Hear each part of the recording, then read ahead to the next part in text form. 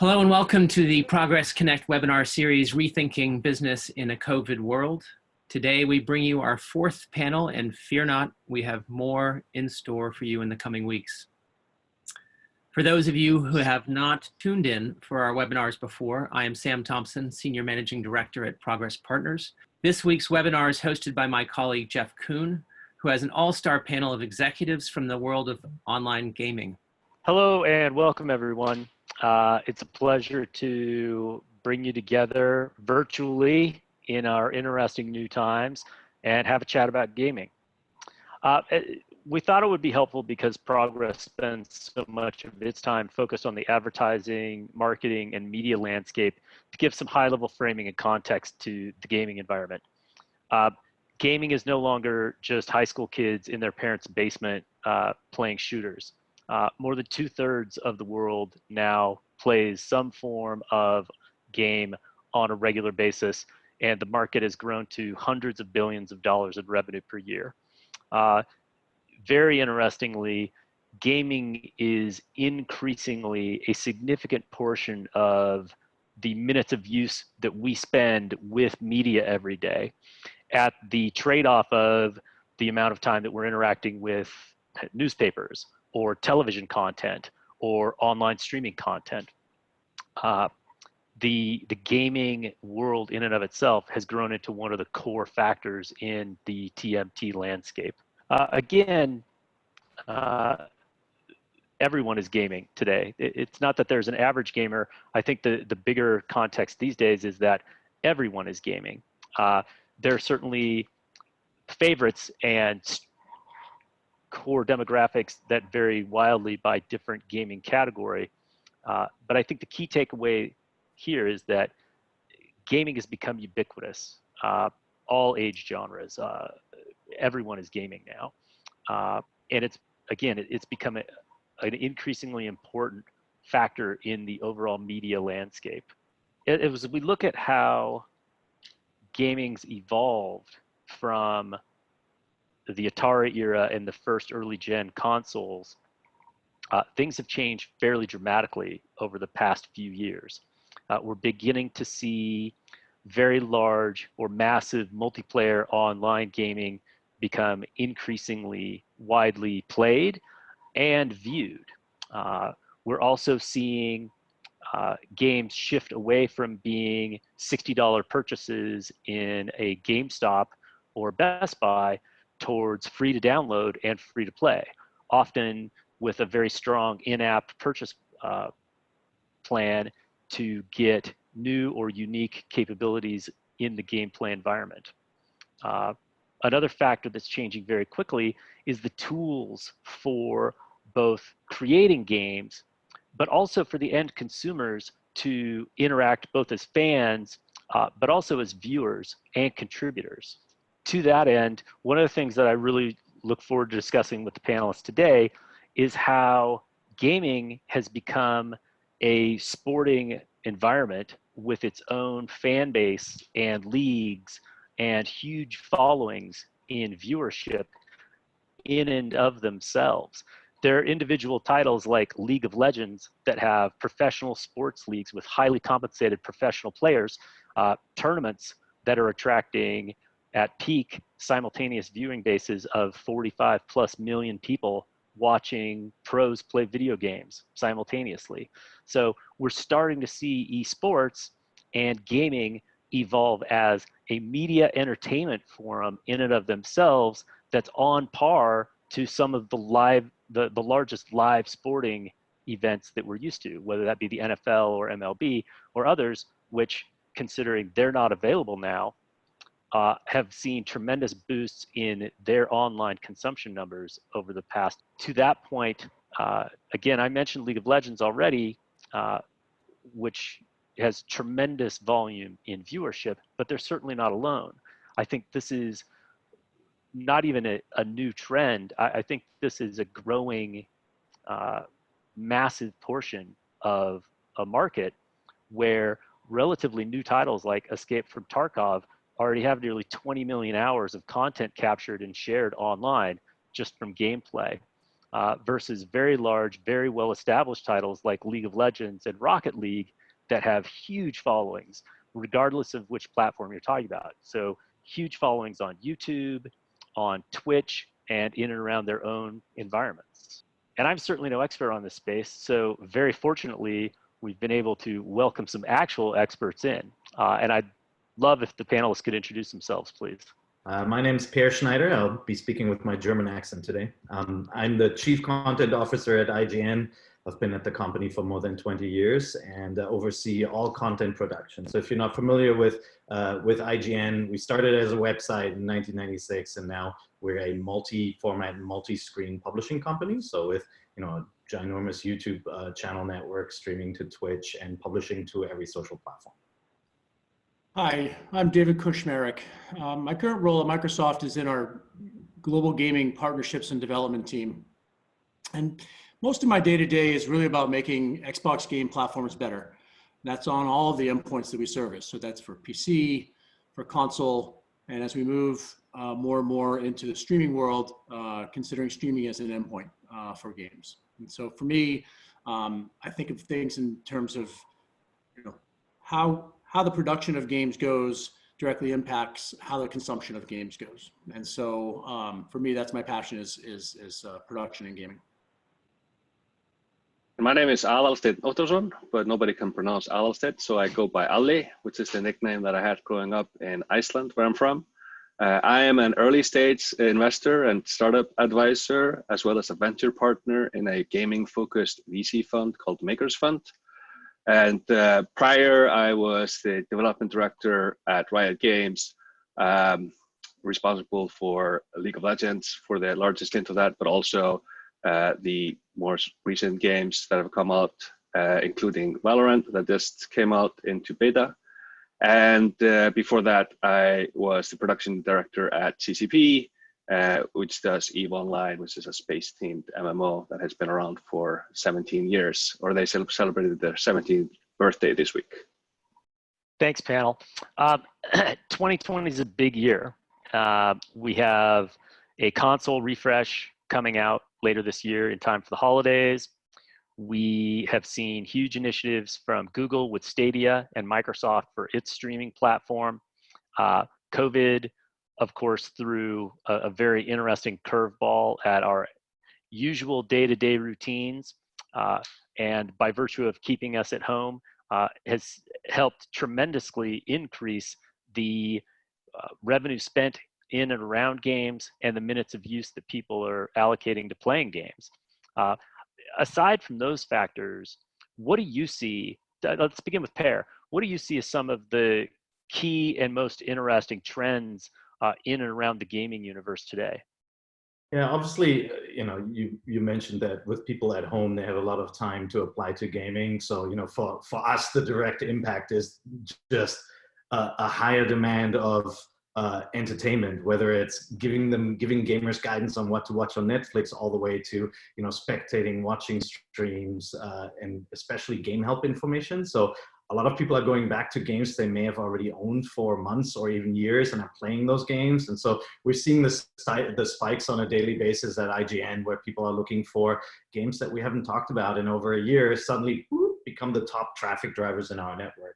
But I think the most interesting trends that we're seeing are around social chatter and experiences for these major games. So, whether it's Counter-Strike or Fortnite, Apex Legends, Warzone, you mentioned Valorant, for example.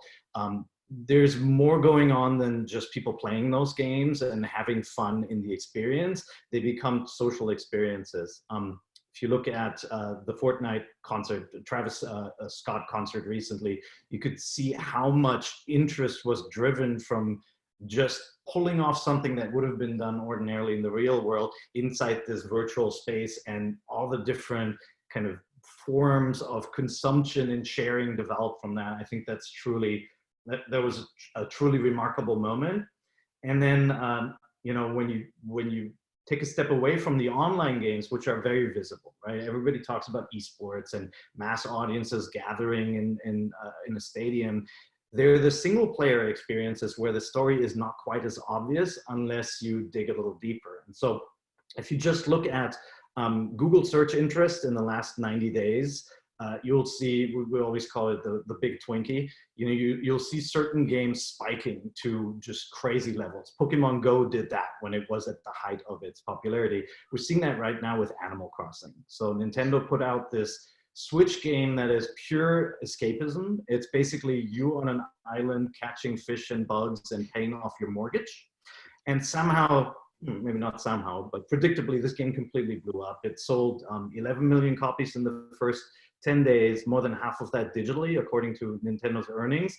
And the amount of searches on Google, I categorize right now as 5 times Tiger King. So it's a really, really big Twinkie. So a lot of stuff happening around things that maybe in the past had been quiet experiences and now becoming these online social moments. I think we also see in terms of content that is being teed up that that this social aspect and multiplayer social experiences are getting more focus than maybe the hardcore like PvP experiences. And a lot of the startups that we've seen or are looking at are going into a more social multiplayer experience, and many of them cite a Animal Crossing type flavor as well. So I think we'll see more of that for sure. I'd say Fortnite as well, right? Fortnite, and I mean, it didn't invent the battle royale genre, but the concept that even if you're not the best player, you can win has really resonated with the audience. And Fortnite's been just trending since it shifted to the battle royale format. So obviously seeing that big trend out there too. And Fortnite's very interesting for a variety of reasons, but I don't think it's any particular coincidence that shortly after Animal Crossing has launched, and I think by most estimates has been wildly successful, Fortnite introduced a party royale island, which is completely different as an experience from their core audience and the core experience that they've built a phenomenal success in and around. So I think it's very interesting that they're reacting very quickly with a meaningful amount of investment in what's almost entirely an experiment around if and where and how they can extend their engagement with their audience and potentially significantly expand their audience far beyond their core gameplay mechanic. Right. Fortnite's been innovating over the last couple of years, and that's one of the things that's made it resonate so much is that the fan feedback has really driven changes in gameplay. Vaulting and unvaulting of certain weapons is a good example of that, where when weapons become unvaulted, people either they have a response to it. And so from my perspective, they're one of the most visible and certainly one of the largest, but across the industry, I think you have a lot of people working to develop, as we talked about, places where you can go and play, but it's more than just play. It's a place to hang out. And so different modes within games where you can party up with your friends and just kind of kick it for a while. And hey, let's go join a competitive match for a while. Hey, let's jump out and go and go just have some fun, maybe do some achievement hunting. And that is, I think, an innovation that is going to be more and more prevalent as we continue for the foreseeable future in this lockdown state. And the other thing I think is interesting is it puts the pressure on content creators in a way to innovate faster, release faster, while their services are running hotter than ever, while they themselves are stuck at home. And so right. It's a real pressure environment right now, I think, for a lot of production teams. For sure. Yeah, the are you able to ship while your employees are at home question has come up on the earnings calls of Zynga, Activision, a whole bunch of other companies in the past few weeks. So, and of course, all those companies have said, "Oh yeah, we're very tech. Everybody's very happy working from home. Our collaboration's at an all-time high." But like Kush, I mean, are you hearing rumblings about how things are on track for shipping for the holidays? Are those companies really on track and moving at 120% or not? Well, I think everyone's adjusting differently. I think there's a lot of different factors at play. There there's hardware logistics factors.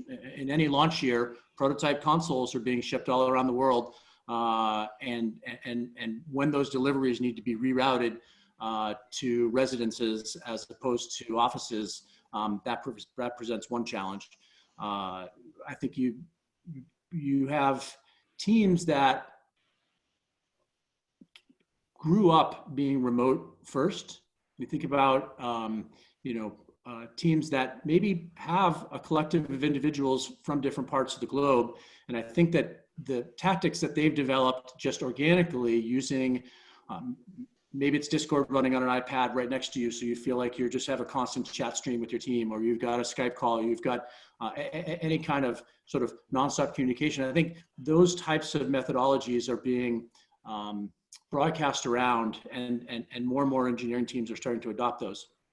But just like any change in engineering, there's going to be an impact. And I think that this summer's crunch mode to land all the holiday titles is going to be more difficult than ever. So I think it'll be interesting. Obviously indie developers have long been working under these conditions and communicating. And we are obviously keeping a watch over release dates and when things are shifting. And it seems like that segment definitely is going to be the least impacted. But I'm thinking about the big AAA games. Obviously you guys have a bunch on the way for the new Xbox. How do you do mocap now, right? All the mocap studios are closed down. Where do you get your animations from? You can do a lot of work at home, but that sort of stuff sounds a little scary. Yeah, I think that's a great example of any number of work items in a studio that you need to collaborate. I mean, game studios have often been open work environments due to that collaborative nature. And so it is going to be challenging. I mean, how do you do an audio review for surround sound audio, for instance, over streaming, right?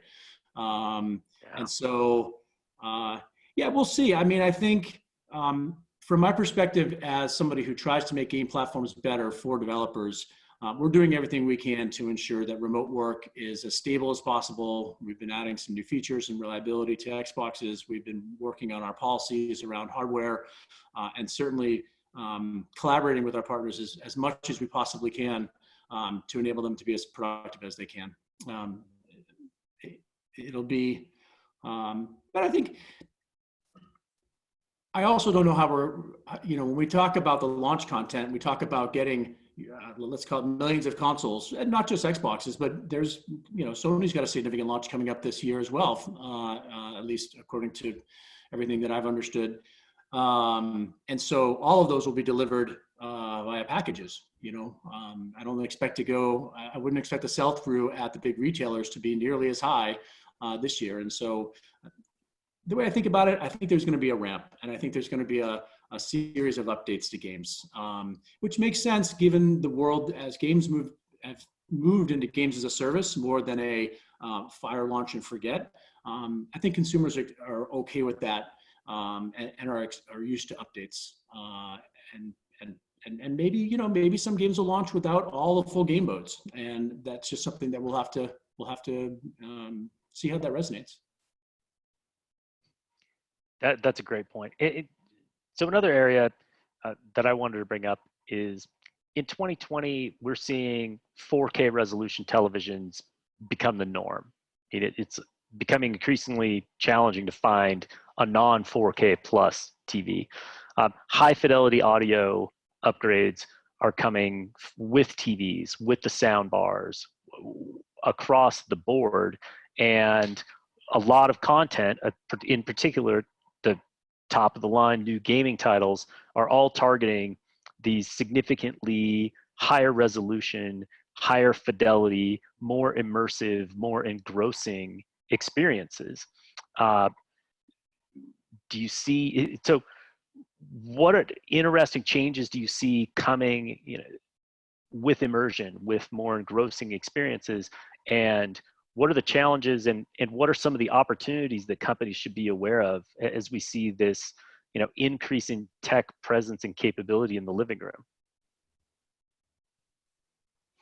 Sure. I mean, I think that it's a challenging landscape to deliver games right now because we're at the types of hardware that are available are incredible, from consumer grade surround sound units, from the software that various teams are building to enable surround sound experiences, the panels that we're getting for consumers are incredible, and at the same time, you need to build content at a high enough fidelity to make that resonate, which is expensive. And so I think the games that really can show off and make you feel different and have an emotional connection are the ones that are really going to shine in this generation, right? And so that comes down to everything from load times to your startup experience to how you resonate with the characters. And so for those customers that really want that high fidelity, rich couch experience, I think it's going to be an incredible time to be a gamer. But I also know that certainly, when I think about my kids, I think about a lot of kids, they are used to a instant on type of experience, right? I just want to play games now. And that's where I see the world of streaming as a space to watch, because I think what Twitch and others have proven is that people want to consume games and on the go and not necessarily be playing them constantly, but it's part of their life. They follow some of these esports superstars.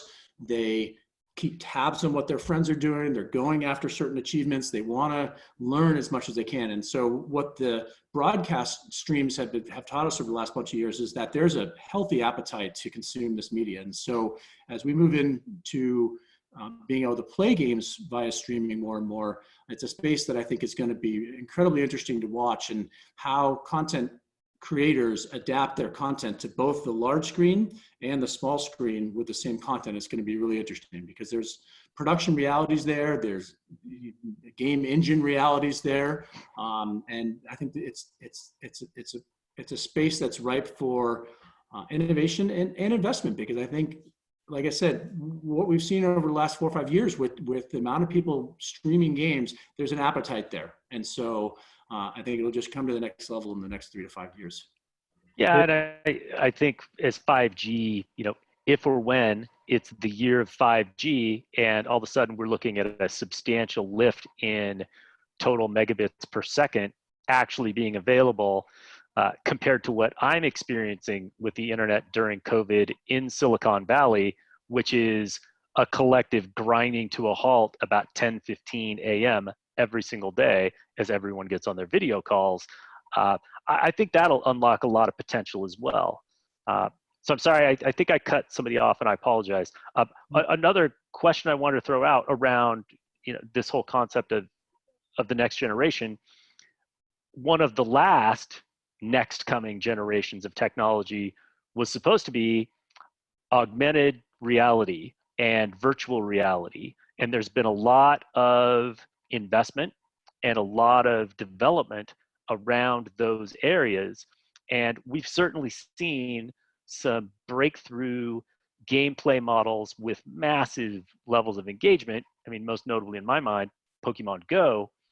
But above and beyond Pokemon, where are our breakout AR and VR games? Where are we still waiting for some technology tools to come along in the production or the consumption area? And Ollie, are you seeing anything out there that's going to bring those and into any other areas to fruition? Not necessarily looking at a lot of AR and VR, although kind of like locally here in Los Angeles, there's always been some traction in that space. And I think it's interesting to see the most recent developments with Magic Leap, for instance, where they're kind of like retracting from consumer a bit. And then the subsequent release of Harry Potter from Niantic after Pokemon Go, those kind of like trends, I think still holds us in a bit of a holding pattern when it comes to AR and VR. we've seen, there's certainly been a bit of a spike because VR got its first true killer app with Half-Life Alyx, right? Valve bringing the Half-Life franchise back after so many years was a big moment for gamers. There was the initial disappointment of saying, oh, I don't have the hardware to play it.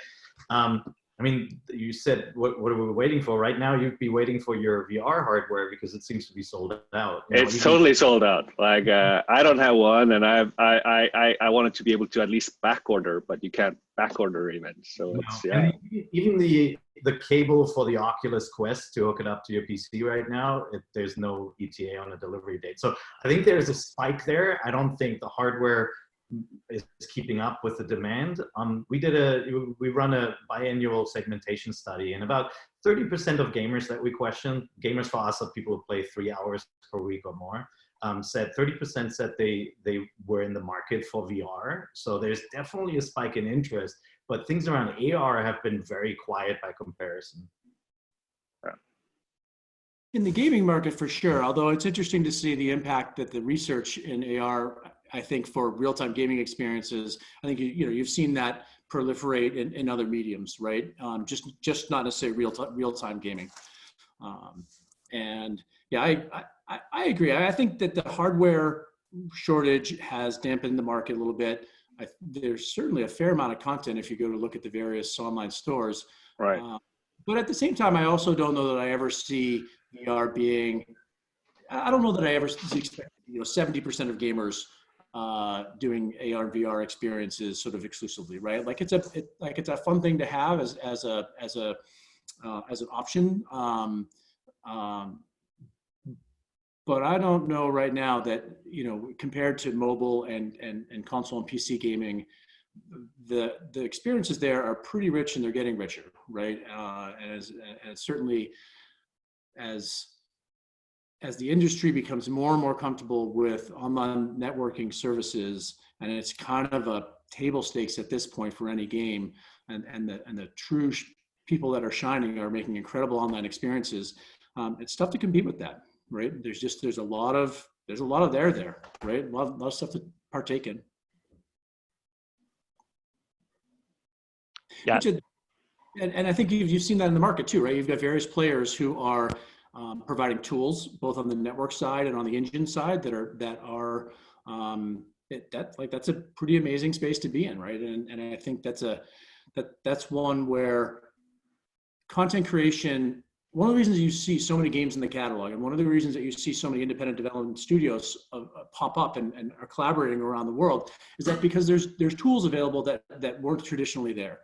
And to me, I feel like that we're just sort of at the beginning of this, right? This feels like kind of a Photoshop 2.0 moment, right? Where now Photoshop Creative Suite is the thing, and it's in this really rich, and lots of people know it. And we're I would estimate still in the relatively early days there. So I think there's a huge, I think that's a space that I would watch also, is the engines and services and middleware providers, because it's and it's not only just the engines like Unreal or Unity, but now you see game engines kind of come out with things like Roblox and Core from Manticore or Big Bang, where the games are the games about making games, and so it attracts a kind of like new group of creators into the space of gaming.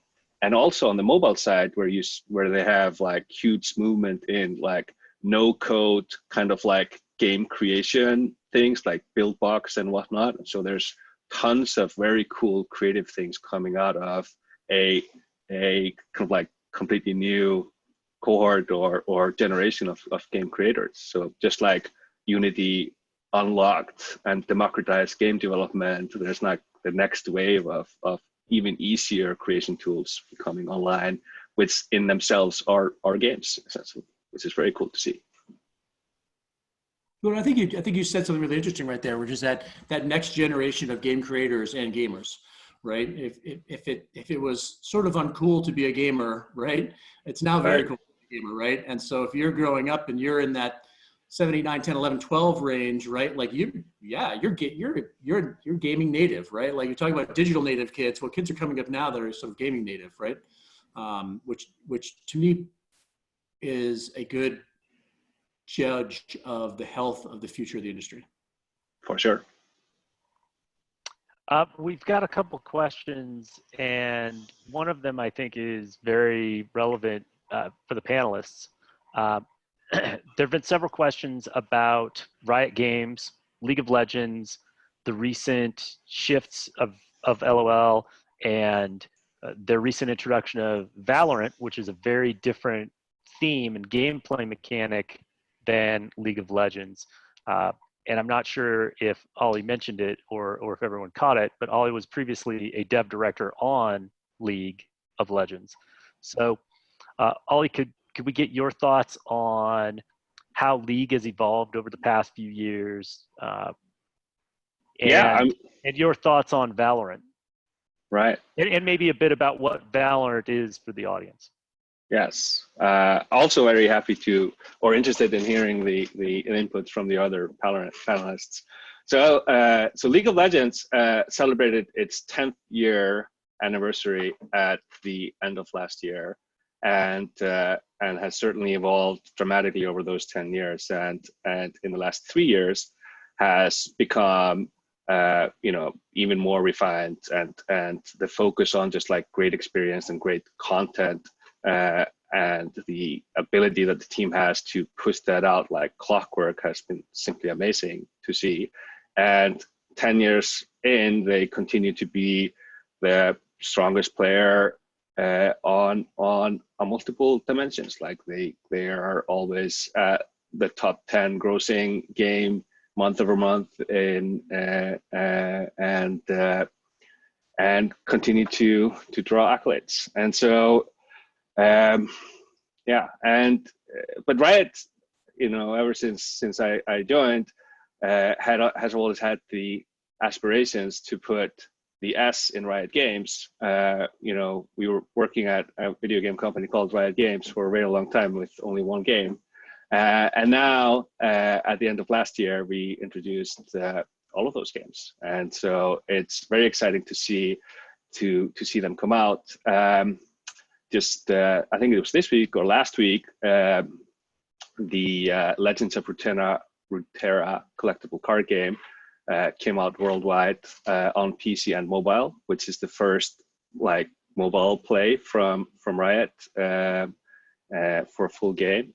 And then TFT or Teamfight Tactics, which is also in the League IP, started as a game mode and is still a game mode in League of Legends, but it's now also available as a mobile experience. And so the studio has definitely grown on a lot of different dimensions. And so and then, like you said, in beta is now Valorant, and Valorant has had huge impact, primarily because it's the first product that is not in the League of Legends IP, and seeing a lot of interest and a lot of traction.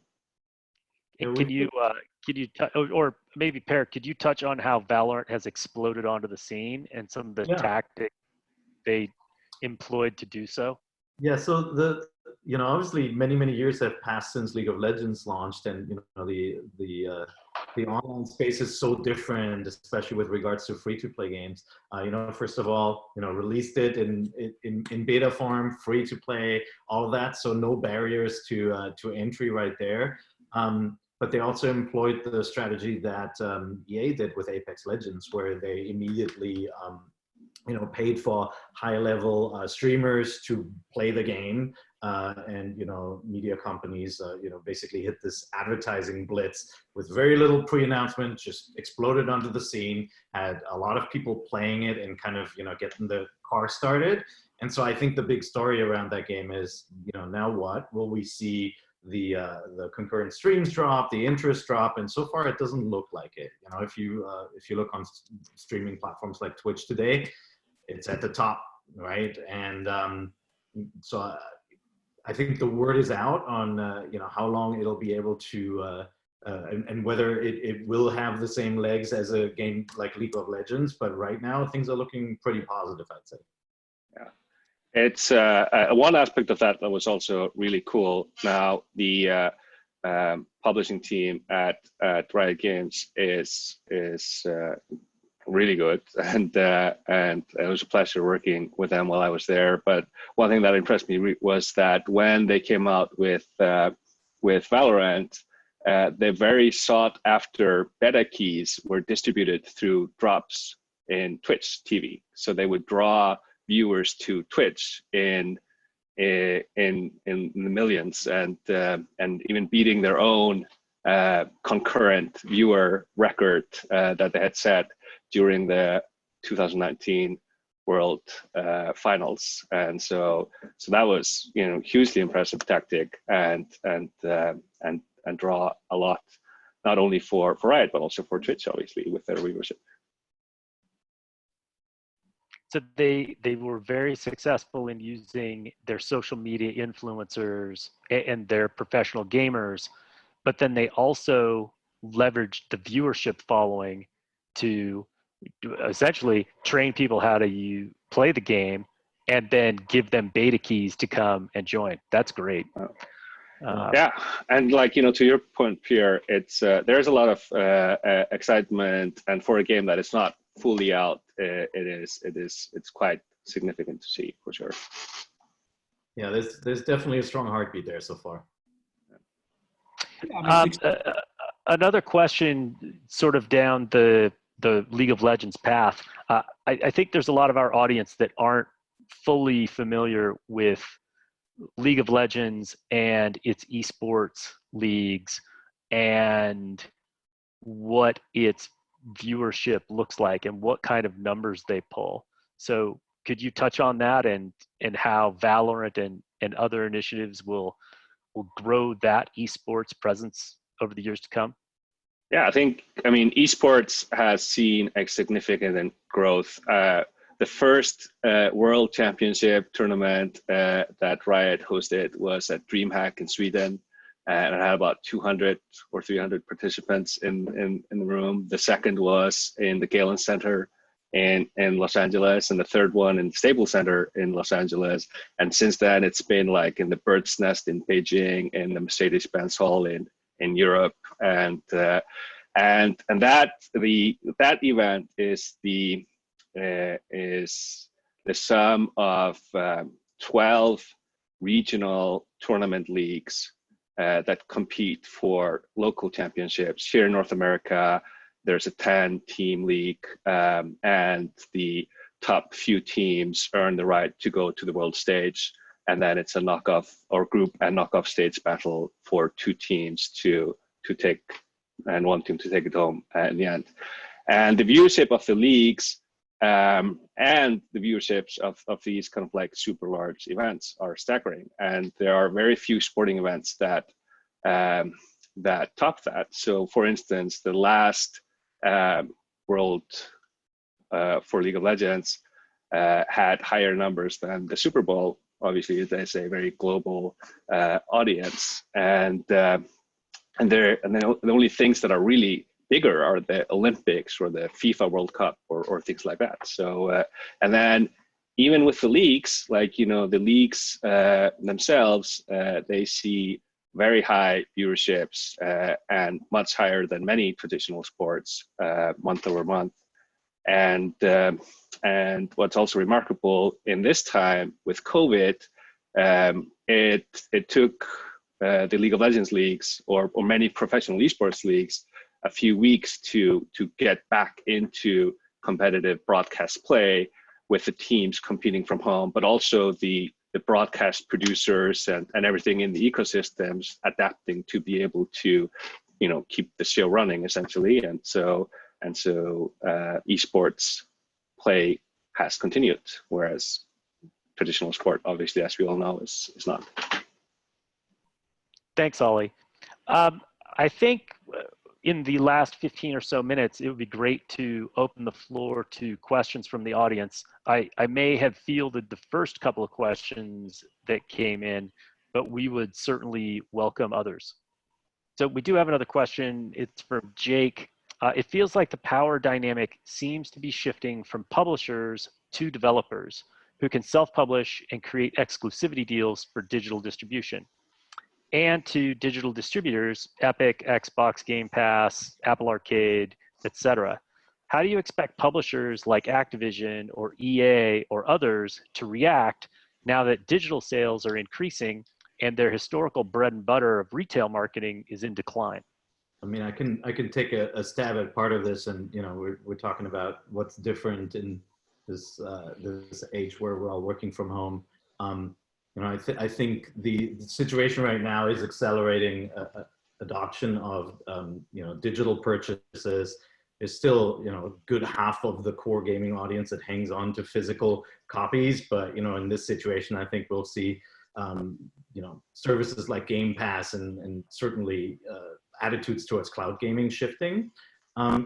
I mean, I would say it's probably not all too different from what we're seeing in Hollywood and with streaming platform providers, right? Activision, for example, sits on a tremendous lineup of titles that they publish, whether core Call of Duty or through Blizzard, and there's real value and experience around those titles. They could work on a platform that connects them. We talked about social moments that could maybe span multiple games, but certainly the concept of subscribe to a provider because of the high pedigree of the developers and of the of the portfolio of the game publishers. I think it's a great time to be a game creator because there are so many avenues, and the content will continue to be king, and there are already increasing kind of like content wars between the platform holders. But I don't know how to answer the kind of like the tip of the question, which is how is it going to affect the EAs and the Activisions and the kind of like retail strategies. I mean there will need to be some adaptation. What that looks like, at least from my perspective, is yet to be seen. Yeah, I think you're right.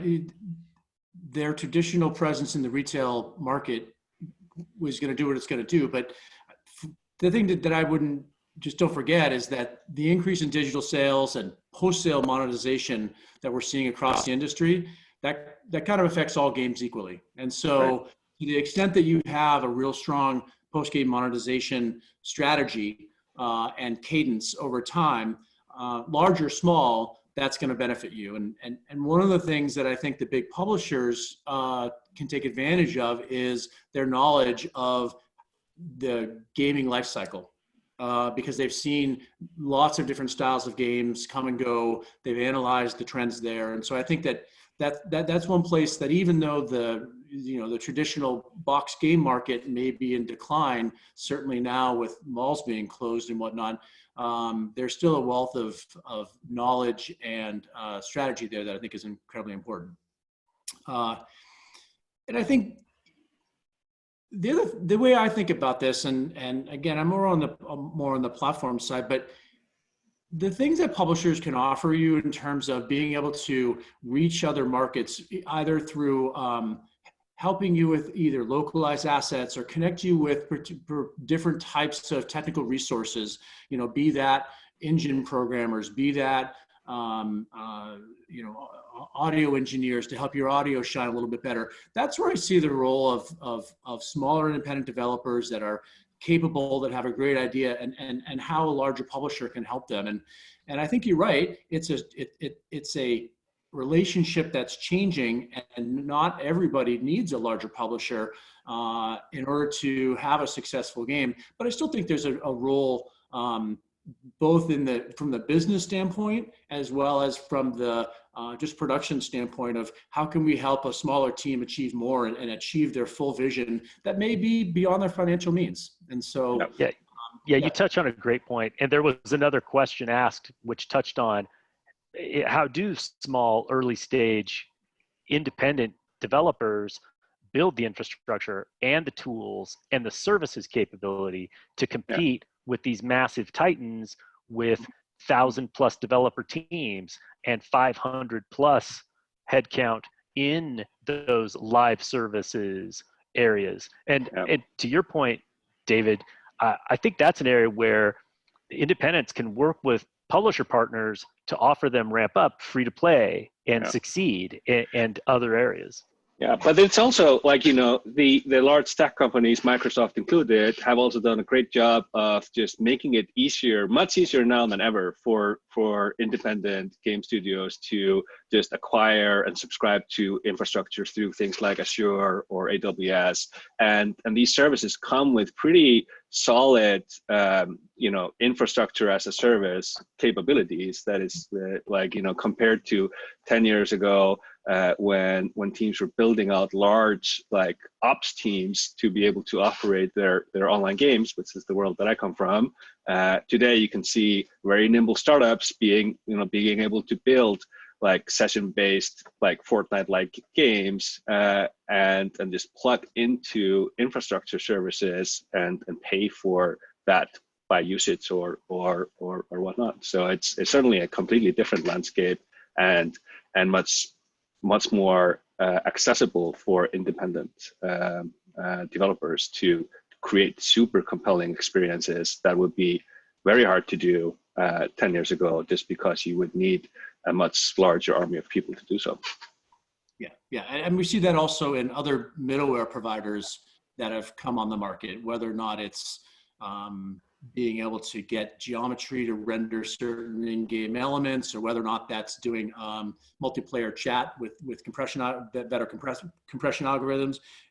There are numerous solutions now that you're exactly right, didn't exist 10 years ago, to solve a lot of aspects. And that's one of the reasons why I think we're seeing a real renaissance in independent game development. And it's really exciting. It's like being able to go to an independent music festival sort of year round now, if you look at the various subscription services. And Microsoft has, I think, done a great job with Game Pass and our ID at Xbox program, but we're not the only ones. You see Epic and others, and it's really it's great to be able to. It's a great time to be a gamer. I'll put it that way. Yes, for sure. So, as a great time to be a gamer, another question: when are we going to see a Michael Jordan of esports emerge? And how many years before we're watching a Last Dance-like documentary about an esports professional and their career? How close or how far are we from that? Have you heard about Faker? I mean, I think it yes. I think there is a Korean League of Legends player who has been compared to Michael Jordan because of his dominance, over half a decade. And I'm not gonna draw a direct comparison, but some people draw that direct comparison. Is there going to be a documentary about Faker? I'm sure there already is one. Is it going to have the production quality that ESPN put into The Last Dance? Maybe later, we'll see. And I'm sure that there is a new Faker playing Fortnite right now, or whatnot, or some other game. So yeah, I think we will definitely see that. That's great. I'm with you. I think the answer is anytime now. Well, and I think the thing that it's good to understand is that using these online broadcasting platforms, streamers can request donations, and there are certain people that make a lot of money.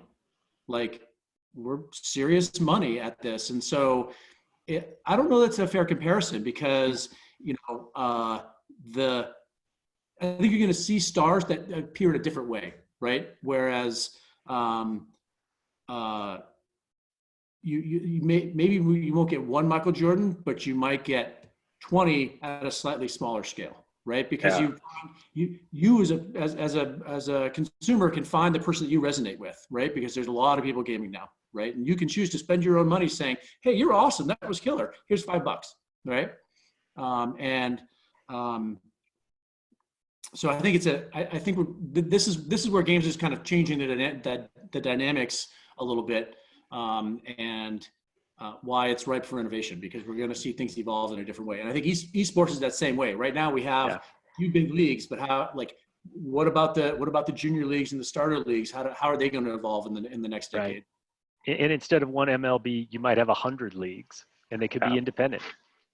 And you'll definitely have, I think you'll see, obviously you have skill gamers who are truly comparable to athletes because of their training regimen and their skill level. And, they are truly more like a Michael Jordan compared to regular players. But you also have entertainers like Ninja, right? Ninja may not be the best player out there, but he can command a huge audience, and it is through personality and gameplay that he's able to do that. Right. So, yeah. One thing that is also very cool development in the last few years is the kind of like organization around youth sport from an esports perspective. Like you can now, as a very young individual in many parts of the world, start to go to esports practice with a local esports team and a real coach, and and do physical activities as well as playing games. And so I think as well as collegial programs and school programs and high school programs. And so I think the rise of that talent is going to be extraordinary in the years and decades to come. One final question, and then we'll wrap it up. What are your perspectives on esports and sports gambling? Are we going to see Vegas emerge and become a huge presence around esports? Yeah, I don't know. I actually have not put a lot of thought into it, but I think it's kind of inevitable and surely exists in the world today. I mean, you can bet on esports in many parts of the world today. It's definitely, so we used to run an esports league for a couple of years called the IPL, and we did research back then.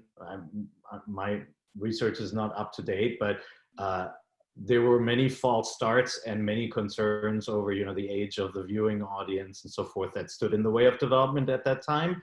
But I can only imagine when there are people filling stadiums and when there are this many people watching online, that it will definitely have a lucrative future in Vegas. Yeah, and I think it's a regional thing, right? Those territories where gambling is more permissive, particularly online. Like, this is kind of the interesting thing, right? Like, esports in the stadium is not really online. Yes, there are computers that are connected together via wires, but they're not necessarily being played over the internet, right? In fact, those are closed networks. Yes, very close network. Yeah, and so is it online gambling or not? And I think those are some of the tricky questions where countries where that's a hot topic, certainly the United States, that's a hot topic. That'll be the last to join. So we'll see. I don't know that I'd put a lot of my money into that right now. You wouldn't bet on it. Well, thank you very much, everyone.